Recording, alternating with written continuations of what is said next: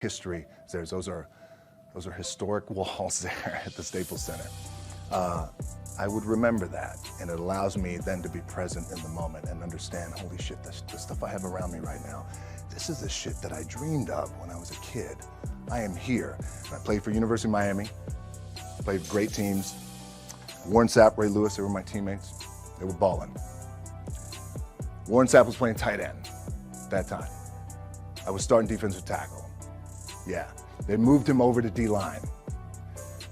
And he looked at me, he's like, yo, dude, I'm gonna take your spot. I said, you ain't taking my fucking spot. He said, I'm gonna take your spot. I said, no, you ain't. We battled, and he took my spot. Now you can imagine how that fucked with me, because there goes my opportunity.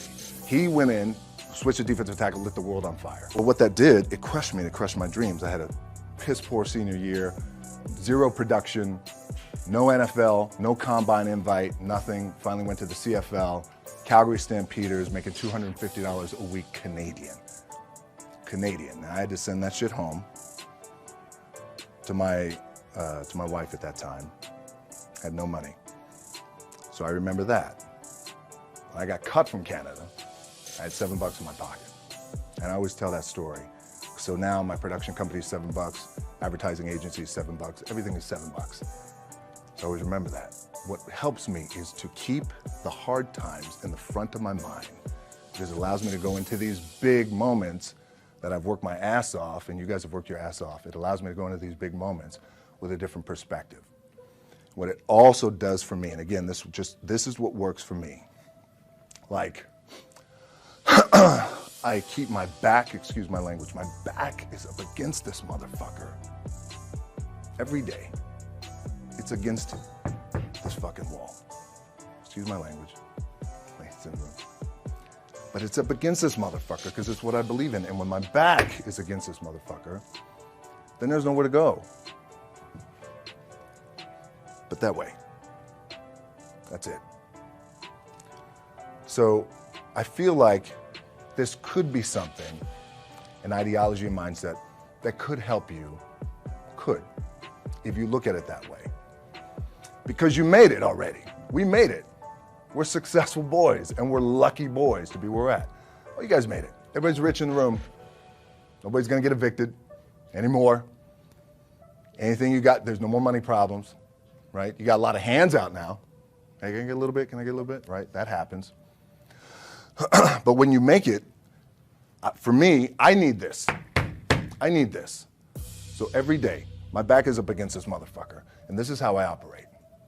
Now, doesn't mean you don't smile, doesn't mean you don't laugh and joke, right? You're happy, I'm a happy guy. But when it comes to business, and when it comes to executing, it's up against this. And I gotta go that way. And I don't give a fuck who is in front of me. They're not gonna stop me. Let me just speak from the heart, speak from my gut, and really not have anything prepared, but just tell you what's worked for me. And maybe some of the stuff that's worked for me might work for you now, currently, presently, as you guys have your goals and ambitions, NBA championship, MVPs in this room, things like that. But then further on down the line, as you guys continue to live your life. The first thing I would just want to say is this idea and this notion that you could be anything you want. You could accomplish anything you want, right? We hear that. You've heard that from the time you were little boys. You hear that now. You're already incredibly accomplished. You can win an NBA championship, MVP of the league. You could become president. You could become governor. You could be in entertainment. You could do Charles, and you could do Shaq. You could do that. You could do whatever you want to do. You guys know that. The thing that has worked for me is to remember the hard times. So, and I'm sure you guys all have your processes, and again, I'm gonna tell you what's worked for me.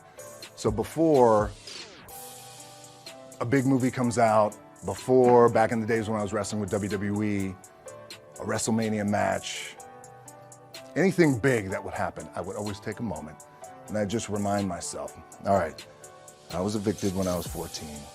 We were kicked off the island. We couldn't live in Hawaii. Had no place to live. A lot of shit happened then when I moved to Nashville. I was arrested multiple times by the time I was 16 years old. Like, I remember that. If I were playing on this team, which my skills are, what's that term? Oh, the shits. So I'll never play. But before I lace up, before I get on the court, before I play in these big games, before I go to the Staples Center, where